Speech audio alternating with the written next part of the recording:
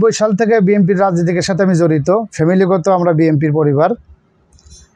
2001 সালে আমি মামলা খাই, আওয়ামী লীগের জননিরাপত্তা আইনের প্রথম মামলা খাই। সেই মামলাতে আমি জেল খাটি বিনা দোষে।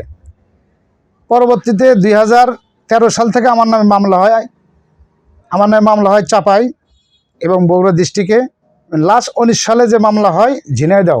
লিলি বিউটি সোপ, যার অ্যান্টি এজিং গুণ তারুণ্য ধরে রেখে ত্বকে করে উজ্জ্বল, তারুণ্যময় উজ্জ্বল ত্বকের জন্য। রিমার্ক। ঝিনাইদহ 18 সালে মামলা ছিল, সেই মামলাতে আমি 19 সালে গেছিলাম আমার ব্যবসার কাজে ঝিনাইদহ। সেখান থেকে আমাকে ধরে লেজে আমাকে মামলা দেয় এবং আমাকে তারা অতিরিক্ত নির্যাতন করে। নির্যাতনে এক পর্যায়ে আমার মুখ দিয়ে ব্লাড আসে এবং আমার বাপাও তারা পঙ্গুত্ব বরণ করে দেয় একবারে। এই বিষয়ে আমি সংবাদ সম্মেলন করতেছি।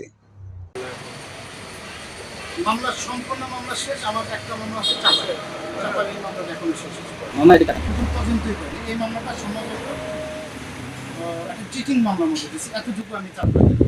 এই রিমান্ডে দিচ্ছেন আমাকে বাইপাস থেকে ধরছিল, যে বাইপাস ওখান থেকে ধরে লেতে আমার ওখান থেকে লেতে আওয়ামী লীগের এক নেতা ছিল পাবনা, ব্যবসা তো পাবনা ছিল। এখানকার ওখানে গেছিলাম কাঁচামাল কেনার জন্য, রোজ আসছিলাম শুক্রবারের দিন, খুবই অ্যাক্টিভ করি।